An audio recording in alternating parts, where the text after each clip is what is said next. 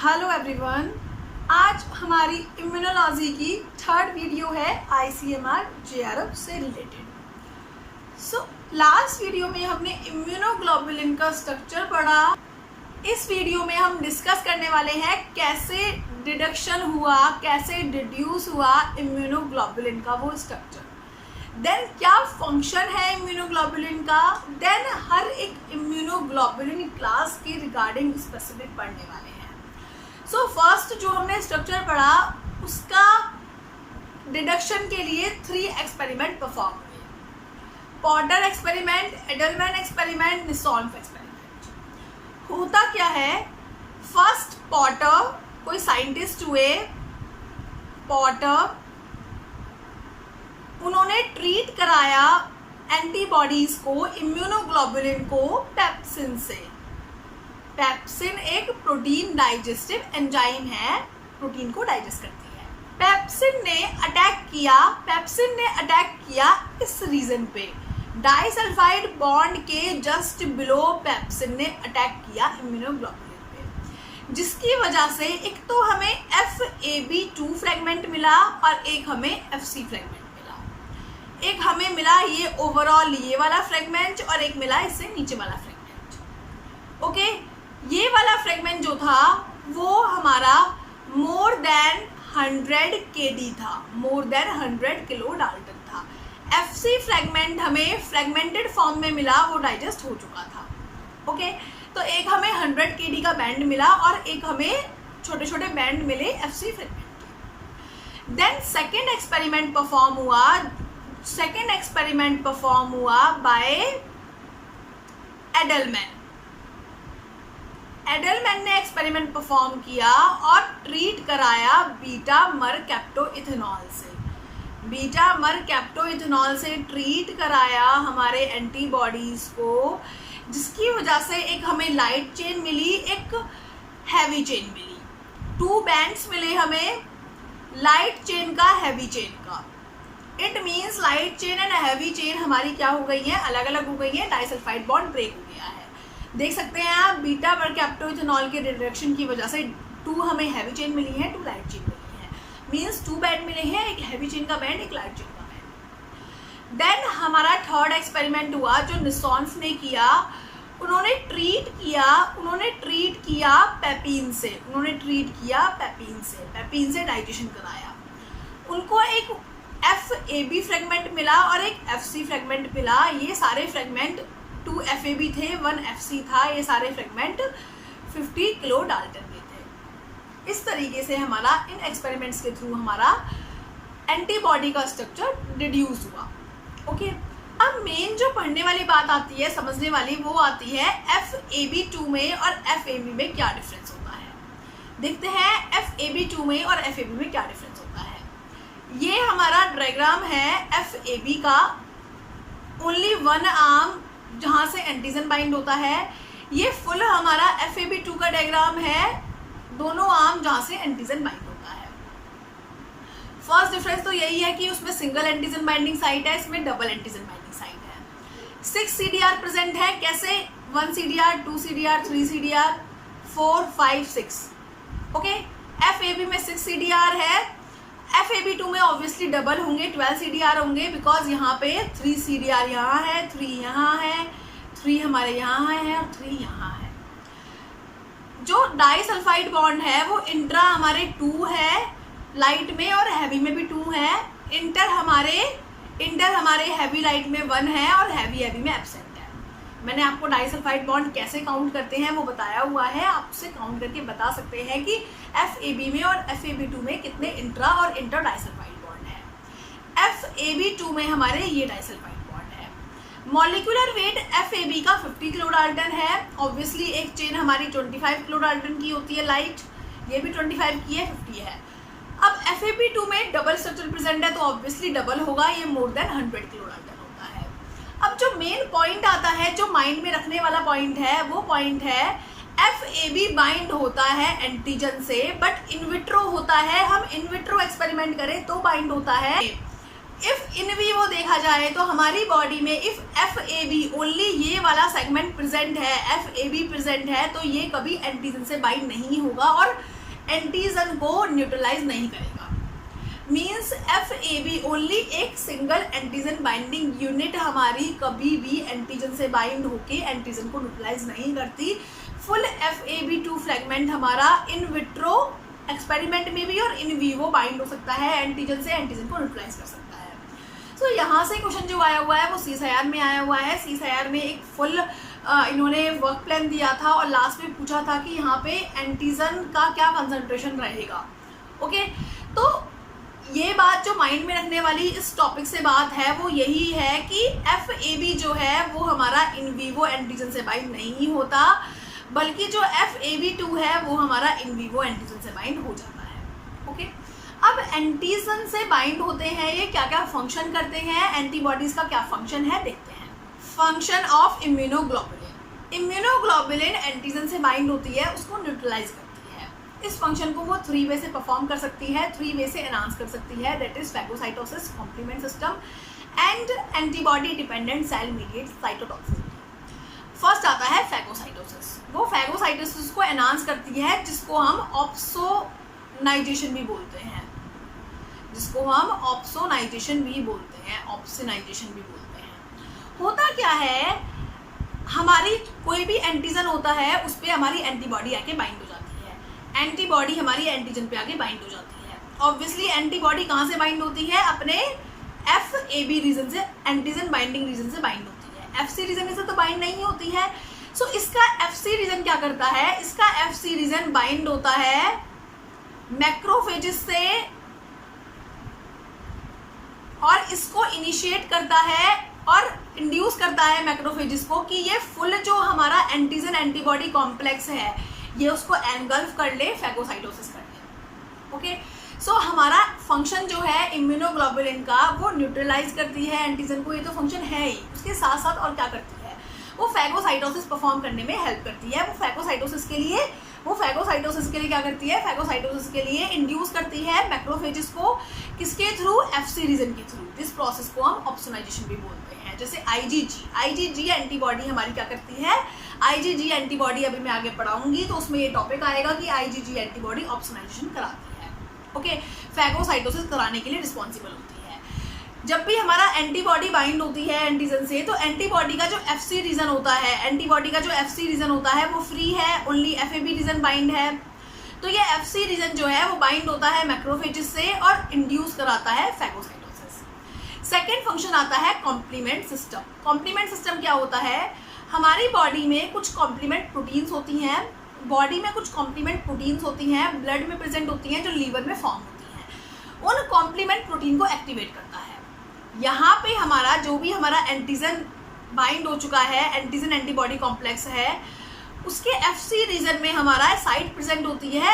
इस साइड से हमारा ये कॉम्प्लीमेंट प्रोटीन बाइंड होती हैं, एक्टिवेट होती हैं। देन हमारा क्या करवाती हैं, ये कॉम्प्लीमेंट प्रोटीन हमारा उस सेल को किल करती हैं जिसमें ये एंटीजन आ गया है, उस सेल को किल करती हैं और भी फंक्शन परफॉर्म कराती हैं। मीन्स इनका एट लास्ट फंक्शन है कि वो एंटीजन बॉडी से रिमूव हो जाए। प्रो इन्फ्लामेटरी सिक्वेंस करती हैं, इन्फ्लामेशन कॉज करती हैं, जिसकी वजह से हमारा ये जो एंटीजन है ये बॉडी से रिमूव हो जाए। कॉम्प्लीमेंट सिस्टम एक्टिवेट करता है। तो फर्स्ट काम क्या है एंटीबॉडीज का, न्यूट्रलाइज करती है एंटीजन को, ये प्राइमरी वर्क है। बट उसके साथ साथ ये फैगोसाइटोसिस कराती हैं एंटीजन एंटीबॉडी कॉम्प्लेक्स का FC रीजन के थ्रू। सेकेंड, ये कॉम्प्लीमेंट प्रोटीन को एक्टिवेट करती है। कॉम्प्लीमेंट सिस्टम हम आगे कवर करेंगे फुल। कॉम्प्लीमेंट प्रोटीन्स को एक्टिवेट करती है, कॉम्प्लीमेंट सिस्टम एक्टिवेट होता है, जिसकी वजह से हमारा क्या होता है, हमारा वायरस का, बैक्टीरिया का, माइक्रो ऑर्गेनिज्म का न्यूट्रलाइजेशन होता है, वो बॉडी से रिमूव होता है। अब ये complement system mainly important topic है CSIR के लिए, ICMR के लिए इतना इम्पॉर्टेंट टॉपिक नहीं है। कॉम्प्लीमेंट सिस्टम से हमारा जो क्वेश्चन आता है वो ICMR में नहीं आता, CSIR में आता है। थर्ड फंक्शन होता है antibody dependent cell mediate cytotoxicity, ADCC। ये क्या होता है, होता क्या है, कोई भी हमारी मैलिग्नेंट सेल होती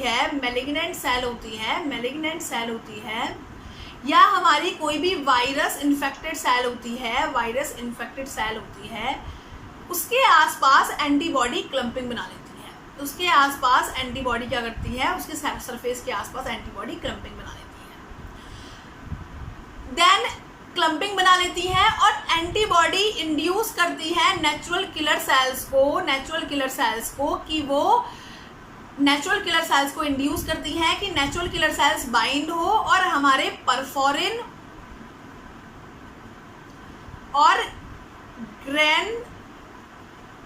ग्रेनेंजाइम का फॉर्मेशन करे, परफोरिन और ग्रेनेंजाइम का प्रोडक्शन करे। परफोरिन और ग्रेनेंजाइम इस सेल को किल कर देते हैं, परफोरिन और ग्रेनेंजाइम पोर क्रिएटिंग प्रोटीन है जो पोर क्रिएट कर देते हैं इस सेल में और इस सेल को किल कर देते हैं, क्योंकि ये सेल बॉडी के लिए हार्मफुल है। हार्मफुल क्यों है?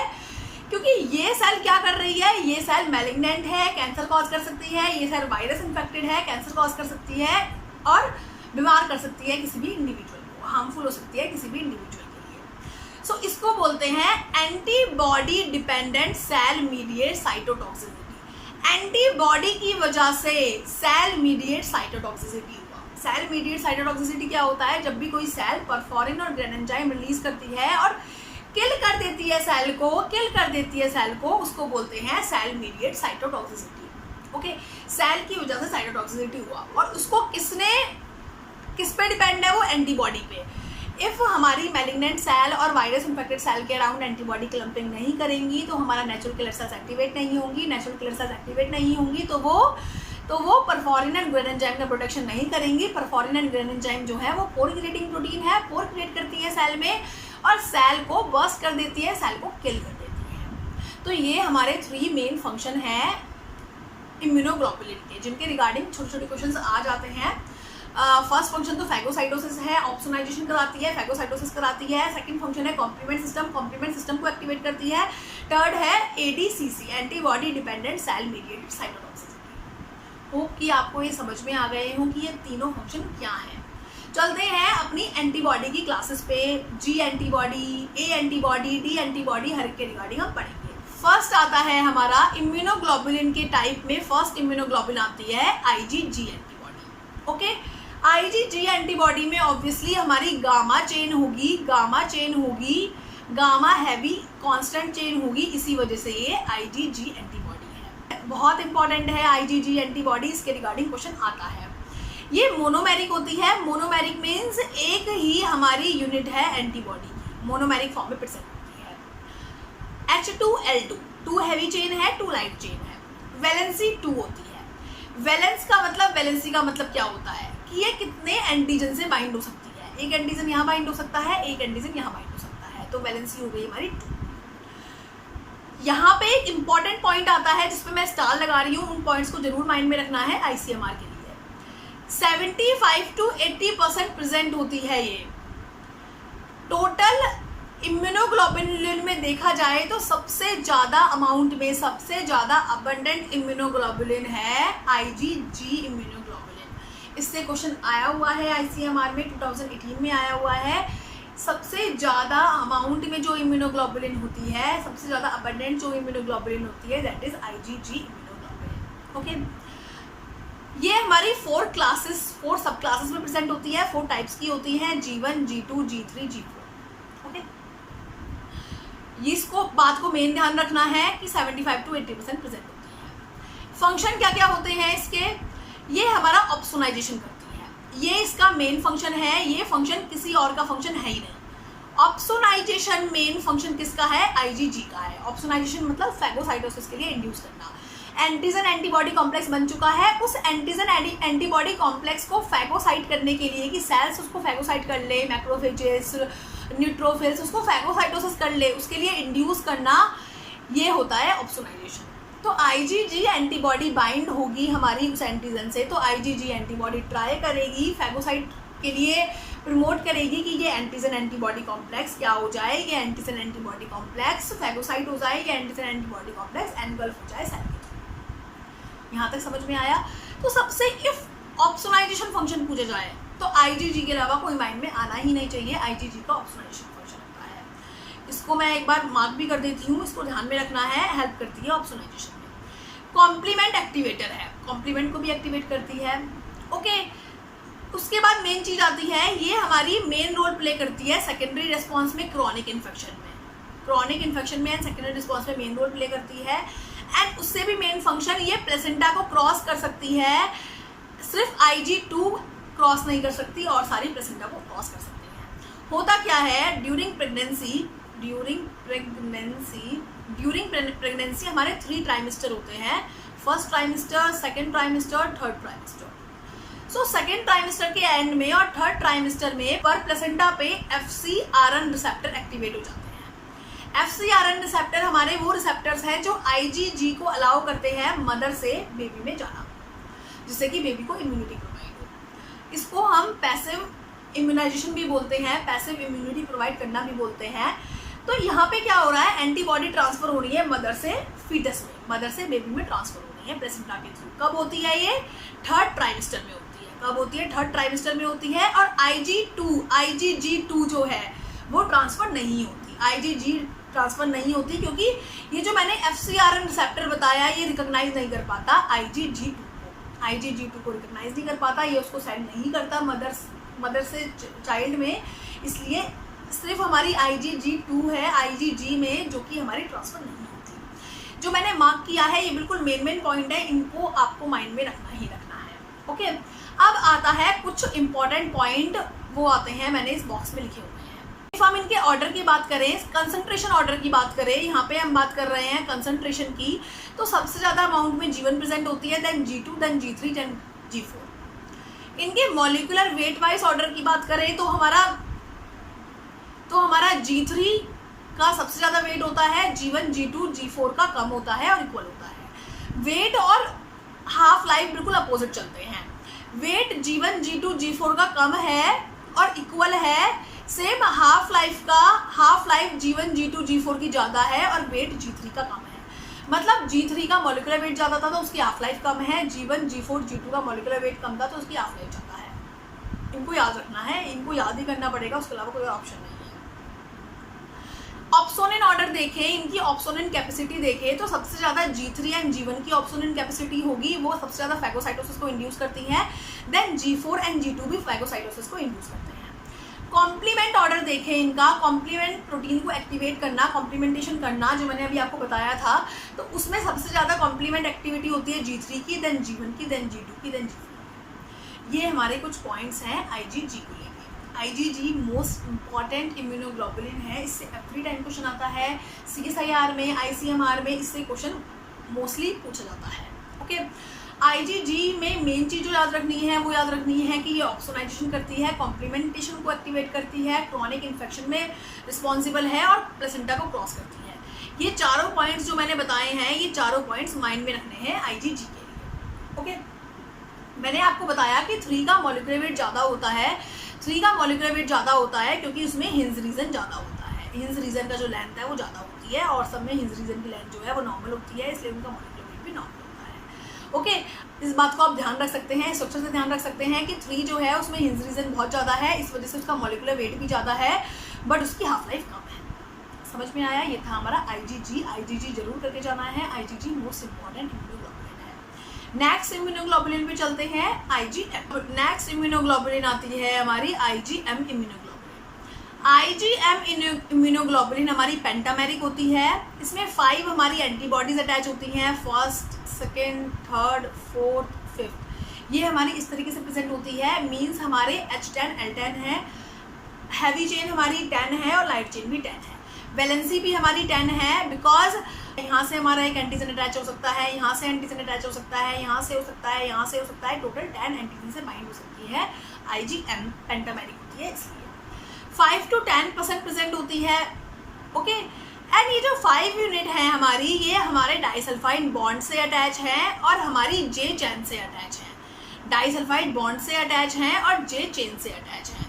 J चेन से और डाइसल्फाइड बॉन्ड से अटैच हैं। J चेन आप देख सकते हैं, ये हमारी J चेन है जहाँ से अटैच है, और ये हमारी J चेन है जिसके थ्रू हमारा ये अटैच है। ये हमारी J चेन है जिसके थ्रू हमारा ये अटैच है। डाइसल्फाइड बॉन्ड और J चेन से अटैच है। J चेन के रिगार्डिंग आपको एक बात माइंड में रखनी है, J चेन कंजर्व्ड होती है, कंजर्व्ड होती है, ये इवोल्यूशनरी चेंज नहीं होती, इवॉल्व नहीं होती, ये कंजर्व्ड होती है। ओके, इससे मेन पॉइंट जो आपको माइंड में रखना है वो माइंड में रखना है, first immunoglobulin produce in neonate. Newly born में फर्स्ट इम्यूनोग्लोबुलिन IgM बनती है। IgM फर्स्ट इम्यूनोग्लोबुलिन होती है जो हमारी न्यूली बॉर्न में बनती है। अब आप बोलेंगे IgG भी तो हमारी फीटस में गई थी। IgG प्रोड्यूस नहीं हुई थी, IgG मदर से गई थी प्लेसेंटा के थ्रू बेबी में, बट IgG चाइल्ड ने, न्यूली बॉर्न बेबी ने खुद प्रोड्यूस नहीं की थी। बट IgM फर्स्ट एक ऐसी एंटीबॉडी है जो बेबी सबसे पहले प्रोड्यूस करता है अपने बॉडी में। ओके, इसका फंक्शन क्या होता है? ये हमारा एक्यूट इन्फेक्शन में रोल प्ले करती है, ये हमारी प्राइमरी रिस्पॉन्सेस में हेल्प करती है। जो हमारी IgG थी वो हमारी किस में करती थी? सेकेंडरी रिस्पॉन्सेस में हेल्प करती थी, क्रॉनिक इन्फेक्शन में करती थी। ये हमारी मोस्ट इफेक्टिव कॉम्प्लीमेंट एक्टिवेटर है, मोस्ट इफेक्टिव कॉम्प्लीमेंट एक्टिवेटर है। IgG कॉम्प्लीमेंट एक्टिवेटर भी थी, ऑप्शनलाइजेशन भी कराती थी, बट ये सिर्फ हमारी कॉम्प्लीमेंट एक्टिवेटर है। ओके, IgM हमारा वैसे तो पेंटामेरिक होता है, वो सिक्रीट हो रहा है एंटीबॉडी की फॉर्म में, वो पेंटामेरिक है, बट IgM हमारा मोनोमेरिक होता है जब वो रिसेप्टर की फॉर्म में प्रेजेंट होता है। आगे हम बी सेल पढ़ेंगे, बी सेल रिसेप्टर जो होता है वो हमारा IgM रिसेप्टर होता है। IgM वहाँ पे बी सेल रिसेप्टर की तरह वर्क करती है, तो वहाँ पे वो मोनोमेरिक होती है। तो IgM मोनोमेरिक भी एग्जिस्ट कर सकता है, पेंटामेरिक भी। मोनोमेरिक हमारा रिसेप्टर की तरह एग्जिस्ट करता है और पेंटामेरिक हमारा सिक्रेटेड फॉर्म में एग्जिस्ट करता है। ये है हमारा IgM के फंक्शन। नेक्स्ट देखते हैं IgA एंटीबॉडी। IgA एंटीबॉडी हमारी अल्फा चेन से फॉर्म हो रही है। IgA एंटीबॉडी हमारी डाइमेरिक है, डाइमेरिक है, ये आप स्ट्रक्चर देख सकते हैं, ये आप स्ट्रक्चर देख सकते हैं, डाइमेरिक है। IgA एंटीबॉडी में 4 वैलेंसी होती है, यहाँ पे हमारा एक एंटीजन बाइंड हो सकता है, यहाँ पे सेकंड एंटीजन बाइंड हो सकता है, यहाँ पे थर्ड, यहाँ पे फोर्थ, तो ये हमारा क्या है? वैलेंसी क्या है? 4 है हमारी। ओके, ये हमारी प्रेजेंट होती है 10 to 15% प्रेजेंट होती है। इसमें भी 2 सब क्लासेस होती हैं, A1 A2। ये हमारी सिक्रेटरी कंपोनेंट और जे चेन इनसे अटैच होती है, सिक्रेटरी कंपोनेंट और जे चेन से अटैच होती है। जे चेन हमारा वही है जो हमने अभी IgM में पढ़ा। जे चेन हमारा सेम रहता है, चाहे वो IgM हो चाहे वो IgA हो। जे चेन एक कंजर्व चेन है। ओके, जे चेन हमारा इनको डाइमराइज रखती है, जे चेन इनको अटैच रखती है। सिक्रेटरी कंपोनेंट हमारे, सिक्रेटरी कंपोनेंट IgA में स्टार्टिंग में प्रेजेंट नहीं होती, ट्रांससाइटोसिस के ड्यूरिंग प्रेजेंट होती है, क्योंकि IgA जो है हमारा वो हमारा सलाइवा में, टीयर्स में एंड ह्यूमन मिल्क में प्रेजेंट होता है। तो सिक्रीशन में आने के लिए उसको सेल से बाहर आना पड़ेगा, ट्रांससाइटोसिस करना पड़ेगा। तो ट्रांससाइटोसिस के ड्यूरिंग सिक्रेटरी कंपोनेंट अटैच होता है, सिक्रेटरी कंपोनेंट अटैच होता है इम्यूनोग्लोबुलिन A पे, और ये प्रोटेक्ट करता है प्रोटियोलिटिक डाइजेशन से। जो हमारे सिक्रेटिव जूसेस जो है, सिक्रीशन जो है, चाहे वो सलाइवा के थ्रू हो, चाहे टीयर्स में हो, चाहे ह्यूमन मिल्क में हो, उनमें हमारा प्रोटीन डाइजेस्टिव एंजाइम होता है, तो उससे प्रोटेक्ट करता है हमारा एंटीबॉडी को। और ये ट्रांससाइटोसिस के ड्यूरिंग हमारा ये सिक्रेटरी कंपोनेंट आता है IgA पे। ओके, फंक्शन क्या है हमारा IgA का? सबसे मेन फंक्शन तो ये है कि वो इन्फेक्शन से बचाती है IgA, polio infection, vibrio influenza, कोई भी इन्फेक्शन हो, क्योंकि ये इन्फेक्शन हमारे किसके थ्रू आते हैं? वाटर के थ्रू आते हैं, सॉइल के थ्रू आते हैं, एयर के थ्रू आते हैं, और हमारा सलाइवा में, टीयर्स में, ह्यूमन मिल्क में ऑलरेडी प्रेजेंट होता है ये IgA, और वहीं पे उसको किल कर देता है कोई भी इन्फेक्शन होता है। सेकेंड होता है IgA मदर मिल्क में IgA होता है, जो कि प्रोटेक्शन प्रोवाइड करता है फर्स्ट वीक के बेबी को। फर्स्ट वीक में जो बेबी होता है उसको प्रोटेक्शन प्रोवाइड करता है। तो बेबी के रिगार्डिंग हमने 3 एंटीबॉडीज़ पढ़ी है। IgG जो कि हमारी ड्यूरिंग प्रेगनेंसी बेबी में ट्रांसफ़र हो रही थी, फिर हमने IgM के रिगार्डिंग पढ़ा। IgM बेबी में फॉर्म हो रही थी। ओके, सबसे फर्स्ट थी जो बेबी में फॉर्म होती थी, IgA मदर मिल्क के थ्रू हुई। तो हमारे डिफरेंट हमारी एंटीबॉडीज़ डिफरेंट वे से बेबी में आती हैं, बेबी में प्रोटेक्शन होता है, बेबी में आती है। ओके, तो ये हमारा IgA का फंक्शन था। IgA में हम 2 सब क्लासेस की बात करें तो हमारा कंसंट्रेशन की फॉर्म में देखा जाए तो हमारा A की कंसंट्रेशन ज़्यादा होती है as compare to A2, A1 की कंसंट्रेशन ज़्यादा होती है as compare to A2। Molecular weight wise इनका जो वेट होता है वो ऑलमोस्ट सेम होता है, क्योंकि हिंज रीजन हमारा ऑलमोस्ट सेम होता है, हिंज रीजन में चेंजेस नहीं होते जैसे IgG में थे। नेक्स्ट आती है हमारी इम्यूनोग्लोबुलिन IgE। IgE हमारी मोनोमेरिक होती है, H2L2 होता है हमारा, वैलेंसी भी 2 होती है बिकॉज 2 एंटीजन बाइंड हो सकते हैं। IgE जो है वो हमारा बेसोफिल्स में, मास्ट सेल्स में, इओसिनोफिल्स में, इन सब का रिसेप्टर की तरह वर्क करती है। मींस इन सेल्स में जो रिसेप्टर है वो हमारा IgE का रिसेप्टर है। रिसेप्टर प्रेजेंट होते हैं बेसोफिल्स में, मास्ट सेल्स में, इओसिनोफिल्स में रिसेप्टर प्रेजेंट होते हैं आईजीई के लिए, जहाँ पे आए और आईजीई बाइंड करे और हमारा allergic and hyper sensitivity reaction they. Allergic reaction के रिगार्डिंग तो हमें नहीं पढ़ना है, बट हाइपर सेंसिटिविटी के रिगार्डिंग हम पढ़ेंगे आगे। तो आईजीई जो होती है वो बेसोफिल पे, मास्ट सेल पे, इओसिनोफिल पे जो आईजीई रिसेप्टर है उस पर आके बाइंड होती है और हमारा रिस्पॉन्स देती है। ओके, नेक्स्ट आती है हमारी आईजीडी। आईजीडी हमारी मोनोमेरिक होती है, H2L2 होते हैं, वैलेंसी भी 2 होती है, हमारी सेल सरफेस पे प्रेजेंट होती है। फंक्शन पता है, मैंने आपको बताया था कि जो आईजीएम है वो हमारा बी सेल का जो सरफेस है उस पर प्रेजेंट होती है as a receptor. Same IgD भी हमारी वहीं प्रेजेंट होती है बी सेल के सरफेस पे एज अ रिसेप्टर प्रेजेंट होती है। अदरवाइज इसका फंक्शन और नोन नहीं है कि इसका सेक्रेटरी फॉर्म में क्या फंक्शन है। ओके, ये हमारी 5 एंटीबॉडीज़ कंप्लीट हो गई हैं। इनके जो मेन पॉइंट्स मैंने कलरफुल मार्क किया है उनको माइंड में रख के जाना है आईसीएमआर एग्जाम्स के लिए। एक इम्पॉर्टेंट क्वेश्चन आता है यहाँ पे जो सीएसआईआर में भी आया हुआ है, आईसीएमआर में भी आया हुआ है। सो देखते हैं इम्यूनोग्लोबुलिन्स को जब हमने जेल इलेक्ट्रोफोरेसिस पे रन किया तो क्या हमारा रिजल्ट आया।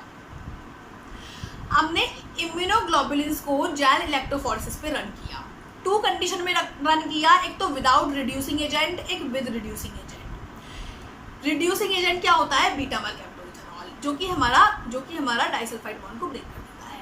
तो जब हमने रिड्यूसिंग एजेंट यूज नहीं किया, जब हमारा रिड्यूसिंग एजेंट नहीं था, नेगेटिव था, तो सबका एक एक बेंड आया। ऑब्वियसली इम्यूनोग्लोबुलिन में हैवी चेन होती है, लाइट चेन होती है, अलग अलग मॉलिक्यूलर वेट होता है, बट ये हमारी अटैच होती है डाइसल्फाइड बॉन्ड के थ्रू।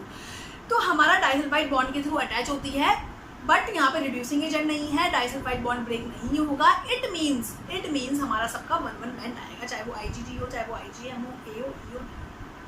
बट जब हमने रिड्यूसिंग एजेंट यूज किया, बीटा मरकैप्टोइथेनॉल यूज किया, तो हमारे डिफरेंट बेंड आए। अब वो किस तरीके से आए देखते हैं। आईजीजी में हमारे 2 बैंड आए। ऑब्वियसली एक हैवी चेन का बैंड आएगा, एक लाइट चेन का बैंड आएगा, दोनों अलग अलग मॉलिक्यूलर वेट के होते हैं, डिफरेंट बैंड आएंगे। आईजीएम में 3 बैंड आए। ऑब्वियसली एक हैवी चेन का आएगा, एक लाइट चेन का आएगा, और मैंने बताया था इसमें एक जे चेन भी प्रेजेंट होती है, उसका बैंड आएगा।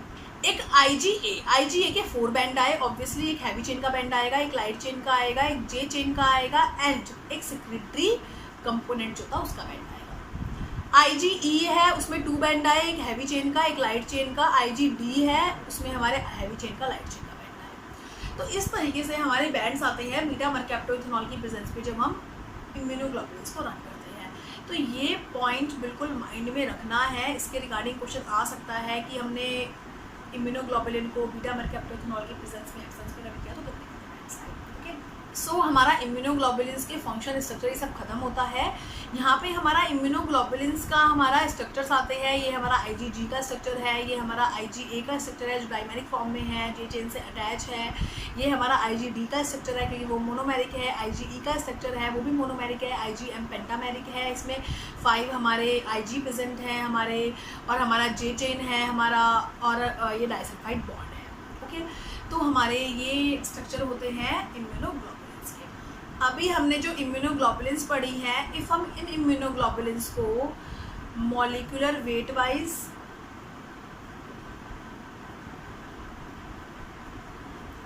Concentration wise, half life wise arrange करें तो कैसे अरेंज करें।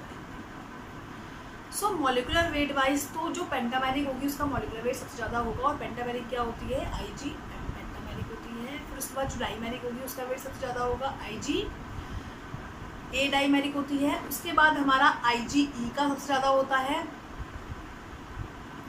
उसके बाद हमारा आईजीडी का सबसे ज़्यादा होता है, उसके बाद आईजीजी का सबसे ज़्यादा होता है। इस सीक्वेंस को आपको माइंड में रखना है। नेक्स्ट आता है हम कंसंट्रेशन वाइज कैसे डिस्ट्रीब्यूट कर सकते हैं। कंसंट्रेशन वाइज डिस्ट्रीब्यूट करने के लिए आपको एक फॉर्मूला माइंड में रखना है, गेम मतलब जो हमारे गेम्स होते हैं उनको माइंड में रखना है। गेम माइंड में रखना है, गेम के बिटवीन आप लास्ट सेकेंड में डी ऐड कर दीजिए। ओके, तो मीन्स सबसे ज़्यादा जो कंसंट्रेशन होती है वो जी की होती है, फिर ए की होती है, फिर एम की होती है, फिर डी की होती है, फिर ई की होती है। ओके, सेम ऐसे ही याद रखना है हाफ लाइफ को भी। सबसे ज़्यादा जी की हाफ लाइफ होती है, गेम, GAME, डी को आप ऐड कर दीजिए बीच में, इस बात को माइंड में रखिएगा। सबसे ज़्यादा हाफ लाइफ जी की होती है, फिर ए की होती है, फिर एम की होती है, फिर डी की होती है, फिर ओके। तो ये बात आपको ध्यान रखनी है। कंसंट्रेशन वाइज हम कैसे डिस्ट्रीब्यूट कर सकते हैं, लिख सकते हैं अपनी एंटीबॉडीज़ को, हाफ लाइफ वाइज कैसे लिख सकते हैं, मॉलिक्यूलर वेट वाइज कैसे लिख सकते हैं।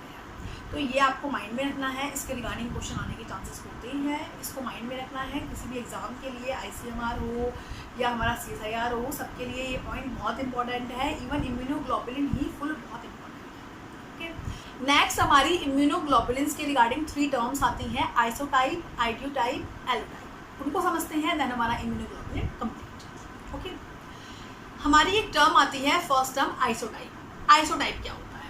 Each isotype is a group in which all the antibodies are coded by separate constant region. Isotype हमारा वो ग्रुप है जिसमें सारी एंटीबॉडीज एक टाइप के कांस्टेंट रीजन से कोड हो रही हैं। एग्जांपल लेते हैं, जैसे मैंने बताया कांस्टेंट हैवी रीजन जो है वो हमारे 5 टाइप का होता है। उसमें अल्फा चेन भी हो सकती है, गामा भी हो सकती है, डेल्टा भी हो सकती है, एप्सिलॉन भी हो सकती है और हमारी म्यू भी हो सकती है। अल्फा वाले IG ए का फॉर्मेशन करेंगे, गामा वाले IG G का फॉर्मेशन करेंगे, डेल्टा वाले IG D का फॉर्मेशन करेंगे, एप्सिलॉन हमारा IG T का फॉर्मेशन करेगा और ये हमारा IG M का फॉर्मेशन करेंगे। तो हमारा ये फुल ग्रुप ऐसी एंटीबॉडीज जिनका हमारा कांस्टेंट हैवी चेन जो है वो हमारी अल्फा है, उन सबको बोलेंगे हम आइसोटाइप। मीन्स आइसोटाइप हमारा ऐसी एंटीबॉडीज का ग्रुप है जिनमें जो कांस्टेंट हैवी चेन है वो उन सब में अल्फा है, तो वो हमारे आइसोटाइप है।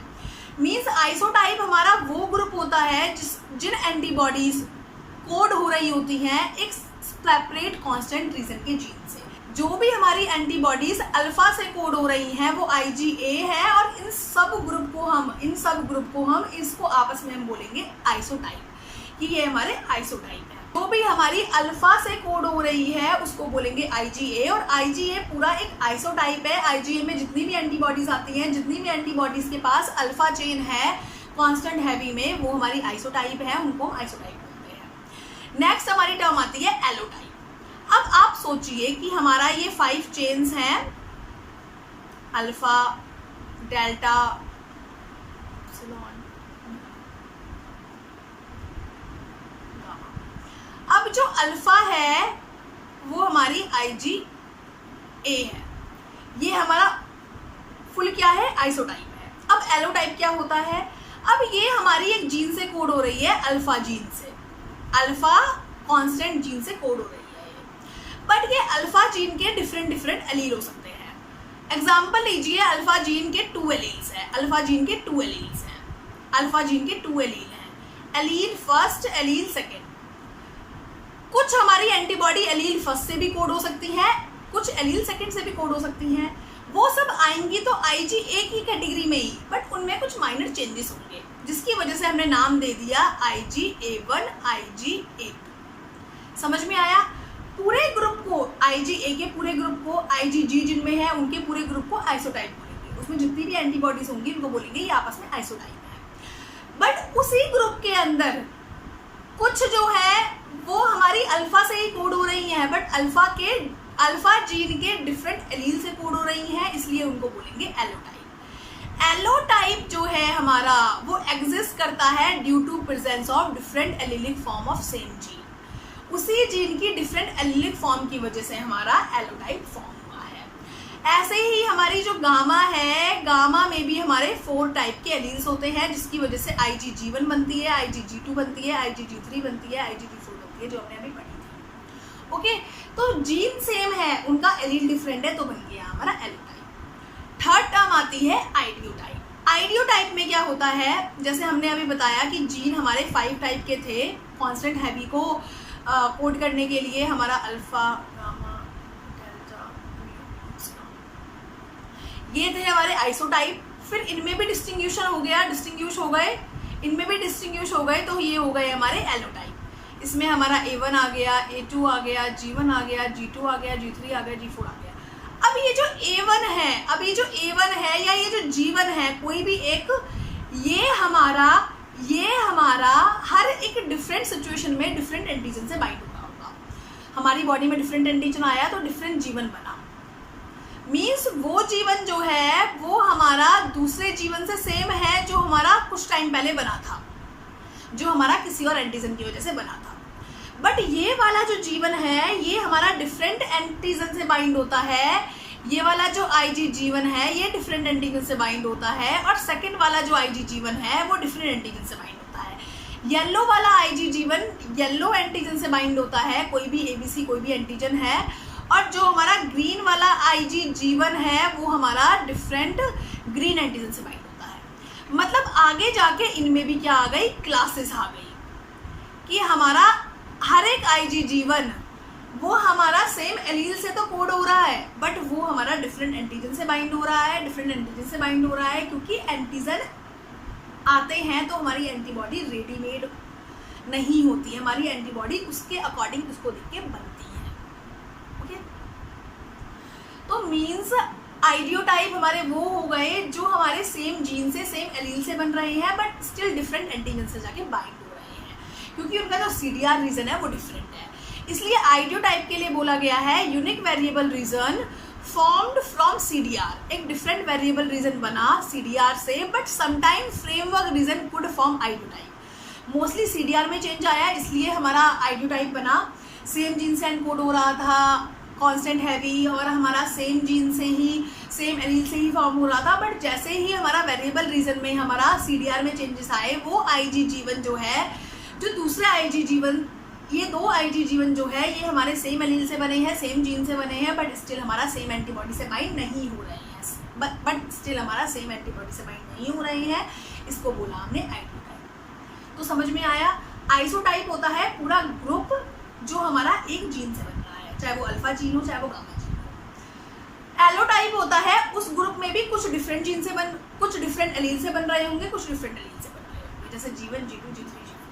फिर जीवन में भी हमारे वो जो अंदर ग्रुप्स है, अंदर एंटीबॉडीज है, वो हमारी सेम जीन से सेम एलील से बन रही हैं, बट वो डिफरेंट एंटीजन से बाइंड हो रही हैं, तो इसको बोला हमने आइडियोटाइप। ये होते हैं हमारी कुछ टर्म्स जिनके रिगार्डिंग क्वेश्चन आता है, आइसोटाइप, एलोटाइप, एलोटाइप क्या होता है। अब हमारा एंटीबॉडीज कंप्लीट हुआ, फिनिश हुआ एंटीबॉडीज। एंटीबॉडीज से बीच बीच में जो मैंने आपको क्वेश्चंस बताए थे वो सारे आईसी के बारे में आए हुए क्वेश्चंस हैं। सो आप एंटीबॉडीज को कंप्लीट करके जाइएगा। हमारे 2 पार्ट कंप्लीट हो गए हैं, बेसिक कंप्लीट हो गया है इम्यूनोलॉजी का, सेकेंड हमारा एंटीबॉडी कंप्लीट हो गया है। ओके, सो मिलते हैं नेक्स्ट वीडियो में नेक्स्ट लेक्चर के साथ, न्यू टॉपिक के साथ। So best of luck.